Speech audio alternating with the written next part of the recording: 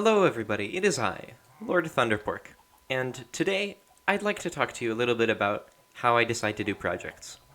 We were going to do the Enchanted Library. This is clearly a project of value, other people could use enchanted books, but I had very little inspiration for that, so we switched it up this week. During the week, I was a little bit overwhelmed IRL, and so several times I joined MineTime just to work on chill building stuff. And that's kind of what we're going to end up showing today. Let's dive in. Today, we're going to be delivering some copper and amethyst in return for a nautilus shell to Flamefeather's house. So we've got plenty of copper, we just need to go get some amethyst and then find the house. Fortunately, there's a geode nearby, so we'll go visit that. Here we are, the amethyst. Let's gather up some of this amethyst for Flamefeather, and we'll turn the rest of this into a farm, so we'll be careful not to destroy these budding blocks. I mentioned that I have trouble working on things that I don't have inspiration for, and that felt like very much the case with the hanging library this week. There was a lot going on in real life, and it was hard for me to focus on how to make the hanging library in a way I would be happy with it. So I decided to tackle some smaller projects that were more fun for me at the time. This includes stuff like this, just digging or building slowly without feeling like I'm under a time constraint or required to output something. I think today's adventure will be especially fun, because we'll get to see someone else's house. It's always nice to see building styles of other people. That's one of the ways I get inspired for things. Mining geodes makes really nice sounds.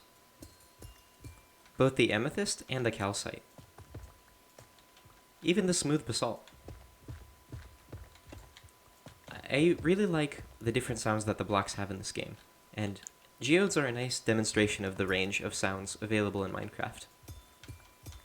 It might be that the hanging library just doesn't feel as urgent anymore, because I've gotten enchants other ways. Even though I still really want channeling, I'm able to survive with this gear, and I'm relatively efficient at building. My shovel can instant mine dirt, my pickaxe is pretty fast, I have silk touch and fortune available. I need a hoe, but I don't usually come across those kinds of blocks right now. So I feel content, and I think that feeling of content is making it so I don't feel pressure to come up with something like the library urgently. It feels like an iron farm would be more worth the time at this point, so I can unlock massive pistons and redstone. And I'm not sure what to think about that. It's possible that innovation comes from necessity, and because I don't feel a strong need, it's not as easy for me to decide to work on it. On the other hand, if I feel like a project is rushed, I often don't do as good of a job as I think I could. Maybe it's a good thing I don't feel rushed. I'll take some time designing, maybe even in creative. I typically really like to build in survival, with the perspectives that I'll have in the world, and the materials that I'll actually have in the world. Building in creative feels sometimes like making a shopping list for something exquisite, when something you can throw together with scratch ingredients would suffice. I'm not sure how large Flamefeather's house is, so we might as well gather some extra.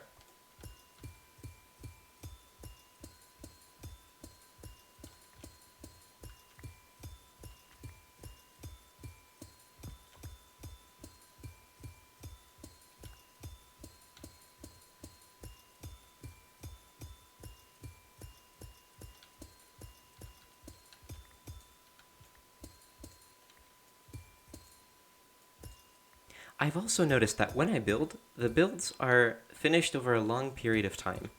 Throughout this series, for example, I'll often go back and tweak or update previous builds from previous videos. And I found that I really enjoy this process. I like the way that I can come back to something with new blocks or new ideas and modernize it. I don't think I'll be completing the market quite as soon as I thought I would be. But that's okay. I'm excited to put extra effort into detail and really make sure I'm happy with everything. The post office is something I'm struggling with right now. I'm not the biggest fan of how it looks. There we go. I think 6 stacks should be enough. And now we're going to be able to make a farm in here, more easily that is. Nice.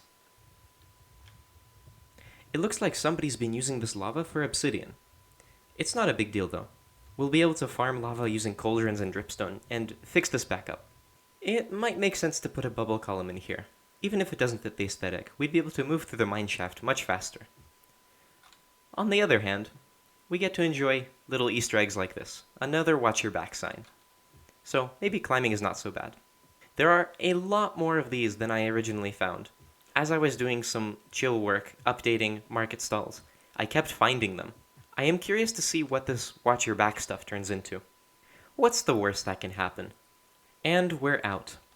Oh yeah, Sarcastronaut and I fought a wither. That was exciting. Oh, speaking of Sarcastronaut,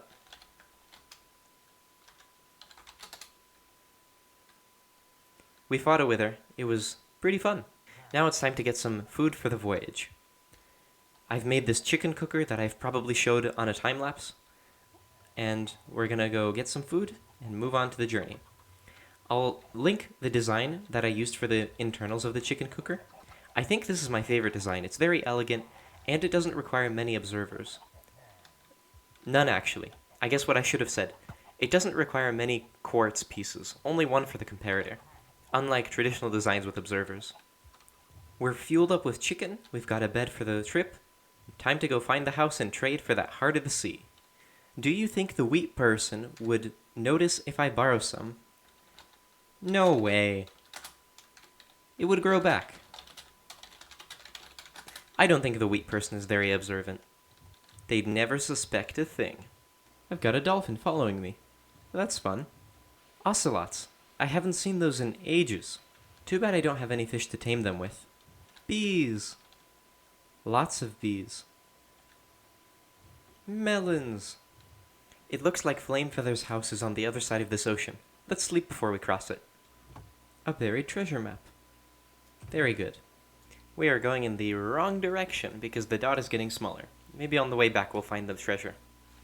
A wandering trader. This suggests we're close. Here we are. We found the house. There we go. That should be enough. And now we get to have a heart of the sea. We'll be able to build a conduit with this, and with that guardian farm that we'll make, we'll finally have a fully powered conduit. I've never done this in survival before. Very excited. Alright. Now to trek home. So I log back in, and it looks like the amethyst has been put to good use. Wonderful.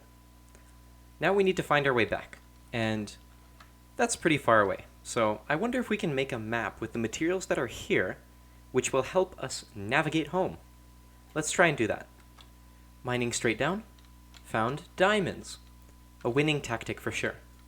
But what we're really interested in is redstone, because we want to make a compass to go home. I'm confused where I got the second diamond pick from. I probably picked it up as a treasure enchantment. I was certain I had my fortune pick with me. Oh well. I do wonder where this came from, though. Best not to throw it away.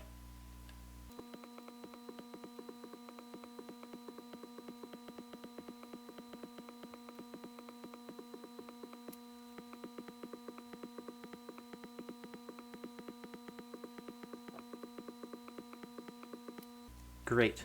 Now, just to find sugarcane, and we'll be good to go. Sugarcane. But not very much.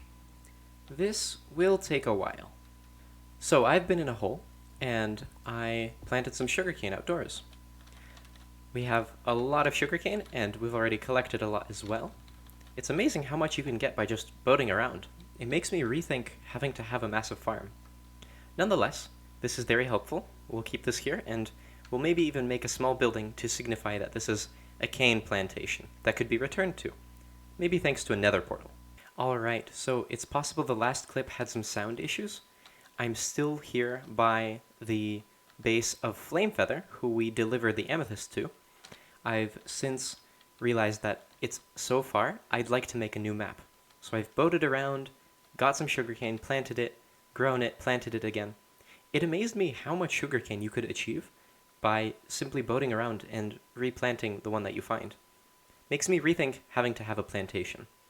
Nonetheless, I would like to make this a plantation structure that folks could stop by for the night, and one that I could revisit once I have my nether infrastructure in place. So, let's do that now. All of this block placing right now is completely by chance. I hadn't planned to make this. But I think the diorite we got while strip mining for that redstone actually goes nicely with the acacia bark. It's a nice dark gray color. I think this is going to end up looking reasonably good for such short notice. There we go. We've got a nice, lovely house in the savannah, the plantation home. There's some steps leading up. There are doors, all three of them, of course. And we've got a mix of windows. We have these small framed windows using trapdoors, and we've got some larger framed windows using fences. These ones with fences extend on either sides of the house, and trapdoors are used on the front and back. Trapdoors are also used functionally on the roof, so that I may go down into the home, descending into the residence, and then cover it back up so mobs can't follow. Now, we want to make a compass and map to get back home. So we've got our compass, and we're going to make some paper, and now map time. As last time, we draw ourselves on our nice little home, and then we scale. Fantastic. Maybe not quite fantastic. We might have gone slightly too far, where it looks like we might be on the map border. There we are. Number 1 Plantation Row. A lovely residence for sure. And hopefully a welcome rest stop for travelers. Let's sleep the night away and then get going home. Now, I heard some advice that with treasure maps, we will find the treasure in the center of this chunk. Let's try that. With F3G, we can see chunk borders. Let's see if this helps. Yeah, that does look pretty centered. Good advice. Another Heart of the Sea. Sarcastronaut was also looking for one of these. We can surprise them with it. As the sun sets, I have to say, that was a successful treasure expedition, though we did cause a lot of ecological damage. We put the sand and sandstone back in that chest, and we'll keep the chest there, so somebody can find their own version of treasure. Pre-mined sand. Whoa. What a grand area. Oh, look at that. A lush cave. We'll be able to find axolotls in here, I bet. This is a really cool location. Very majestic. There's one. Very nice. This can be our location of nature's fountain. I'll explain this idea later. It's based on a Hermitcraft episode, early this season. There was a fountain of never-ending fish. Oh wow, this is really close. I know where we are. It looks like these maps do connect after all. Very good. I think this island is familiar. Our base should not be that far. It's so nice to see the market village fishing area again. I quite like how it looks from this angle. We've made a lot of progress so far in this server. Very good. What a sight to behold. I do like how that acacia roof stands out for the mining shaft. Ah, our phantom, of course. Yeah, this is coming along nicely. I do think I'll keep that acacia roof, though I might change its shape. We're back in the mine shaft, and just like we have our dripstone cave here, I think we should use this moss to grow a lush cave as well. An Enderman placed this grass block here, so I think this is a fitting location. I think the way this works is we can spread the moss this way. Oh, yes, indeed. Okay, excellent. Now we have our own renewable moss supply. And an azalea tree. Excellent. Very good. Cool. I'll dig some space out here. You'll notice I'm using Silky Snoot, and that is intended. What's a little strange is that I can't find my Fortune of the Gods pick. I have this diamond pick with efficiency 2, and I'm not sure where it came from. And I spawned in with this when I rejoined. I am a little concerned that I lost my old pick and somehow the enchantments got changed. But that seems a little far-fetched. Perhaps I left it in a chest somewhere in the nether? I'll have to go back and look. It was quite a nice pick, so I hope I get it back soon. But I think that will wrap it up for this episode of MineTime. Thanks for joining me. Today we delivered copper, amethyst to Flamefeather's base, mapped some places out, built a temporary plantation, and then made it back home with a water kitten, axolotl, and moss as well. Next time, I'm not sure what we'll do, but regardless, I'm sure it'll be interesting.